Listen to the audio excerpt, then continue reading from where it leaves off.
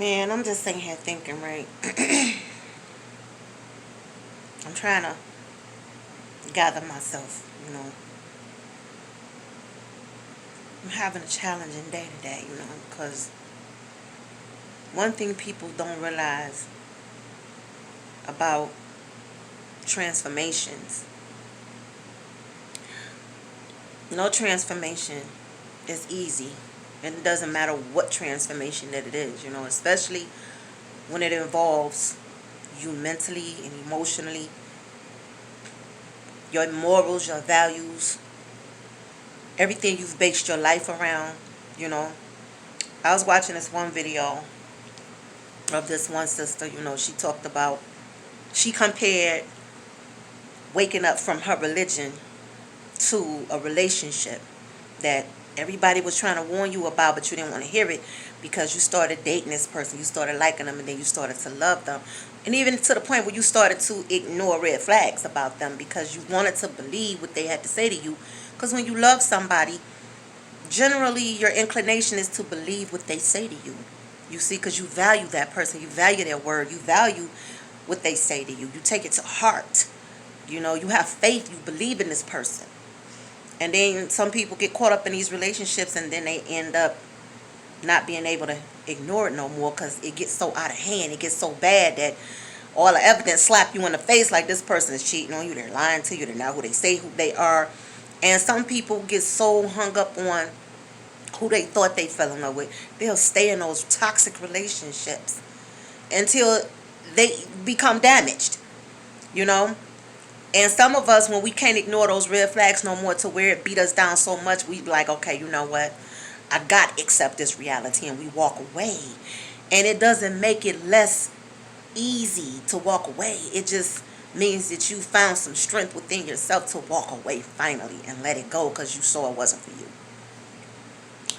It's so many people that have so much negative things to say about people who's waking up from their religious beliefs. I'm one of those people. Maybe just a year ago, a little over a year ago, you couldn't tell me. You couldn't say nothing to me about my God, my religion. You couldn't do that. You know what I'm saying? Because I wouldn't get mad at nobody because they didn't believe the way that I did. But, I felt like if somebody really was trying to understand my beliefs, I would take the time out to explain it to them the best of my ability. Because at the time, it made sense to me at the time. There was a lot that didn't, but I didn't focus on that. I just focused on what did make sense, and that's what I was able to explain I did. But to make a long story short, because I don't want this to be nothing long and drawn out, I just got a message for the people who think that most people sit up and talk about religion because we ain't got nothing else better to do. See, religion don't affect everybody the same way because everybody is not living their beliefs system, their so-called belief systems the same way. You have some of us that we was extremely dedicated, everything in our lives. We shut everything down, our own wants, needs, and whatever it was that we wanted personally, we shut that down because we didn't want to disappoint our God. We wanted to serve our God and make our God Jehovah happy. So there were going to be people that you were not going to date, people you were not going to associate with, jobs that you wouldn't take, schools you wouldn't go to, places you wouldn't get involved with, things as far as your career that you would turn down if you got a opportunity and those opportunities was going to cause you to miss a meeting night, and you could have been making $1,000 a day, but you turn it down because nope, that ain't nobody but Satan. Because this is why this is a good opportunity. If it was from Jehovah, it wouldn't be on my meeting night. So no, I can't do it. Do you realize how this stuff destroys people's lives, their futures? I don't think some of y'all really do. And this is some of these things you cannot go back and get. You can't go back to that part of your life and recuperate that. So y'all act like people don't have a right. Once they start coming to the conclusion and waking up. See, when you're an adult, I'm going to say, I was talking to a friend of mine and he said something so profound. The difference between growing up and waking up. When you're a child, you grow up. When you're an adult, and you've established a sense of logical thinking, at some point in time you wake up. See, we grown up already. We don't have nothing else to do but wake up to certain things.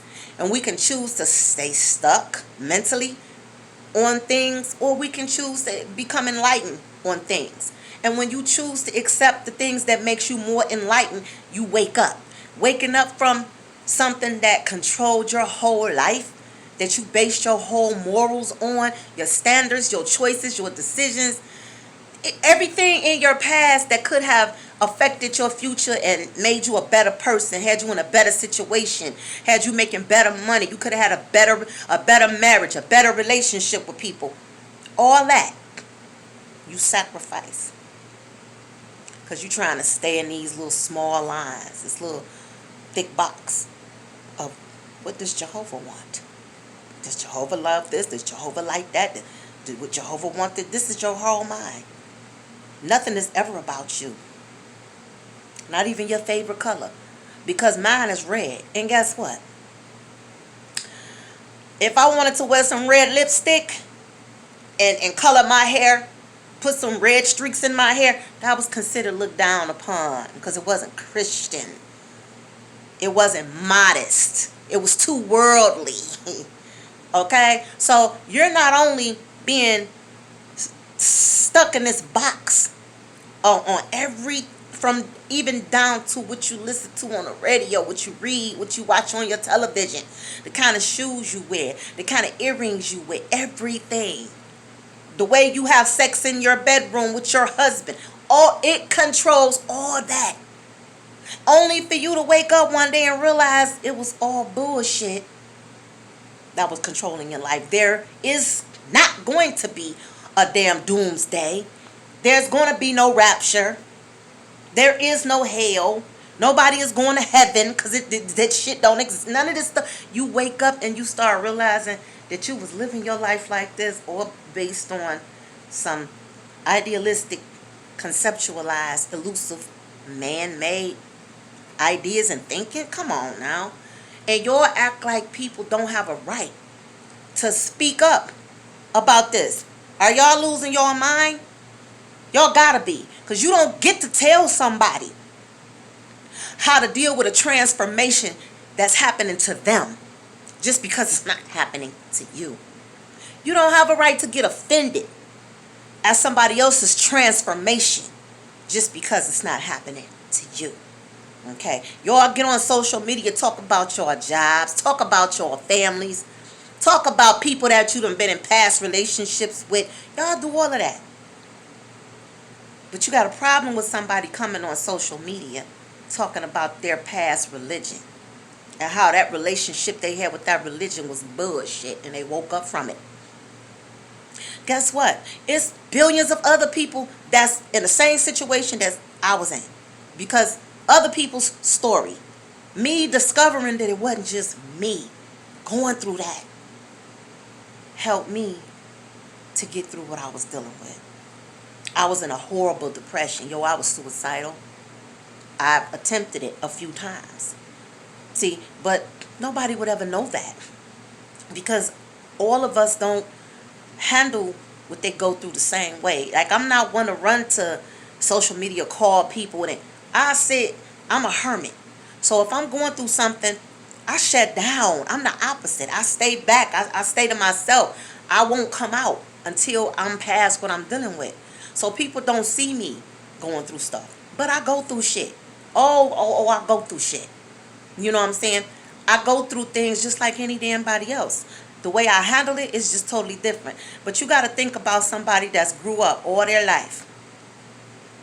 And you done studied every Bible publication book.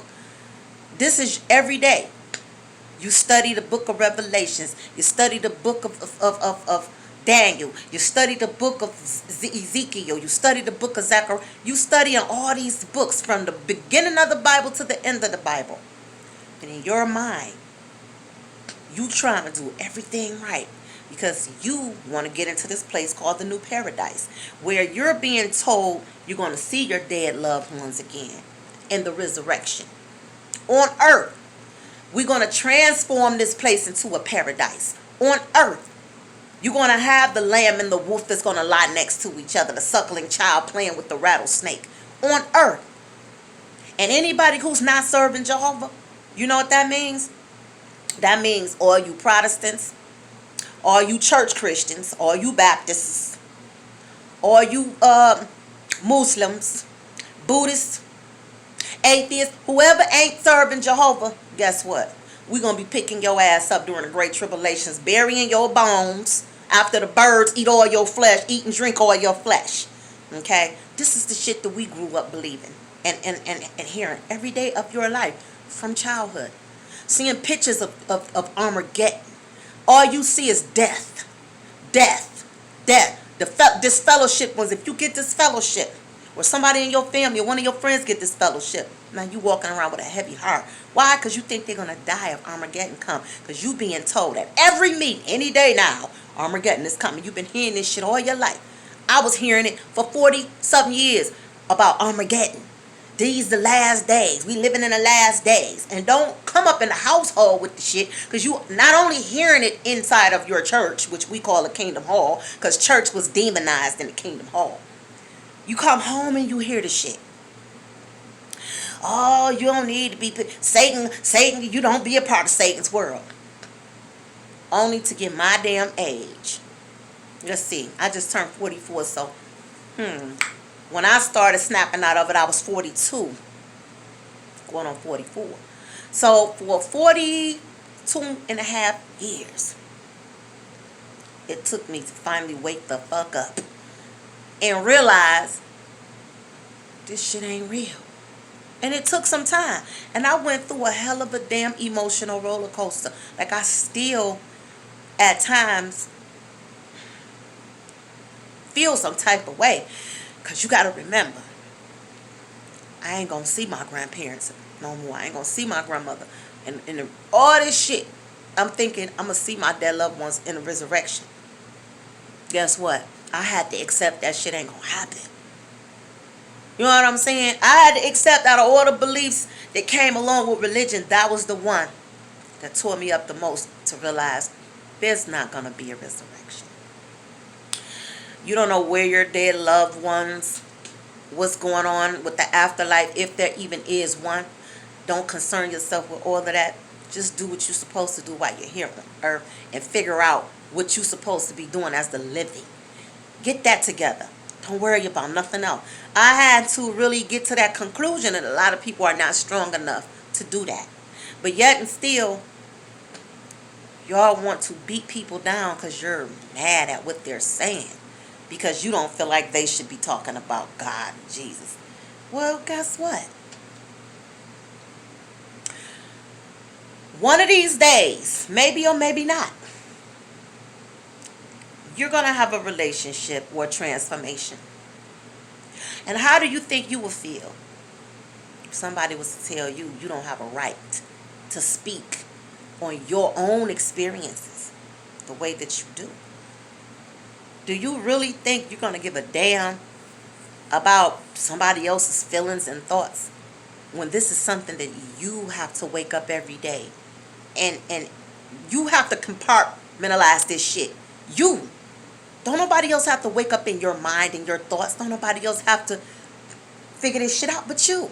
So at the end of the day, why do you all think we shouldn't speak our own piece about what we've been through? When does my life and my experiences become about any of y'all or anybody else? Just like your life experiences don't have nothing to do with me, mine ain't got nothing to do with you. And nobody else. And anybody else that's going through a religious transformation, say your shit. Speak your piece. Because somebody need to hear what you have to say.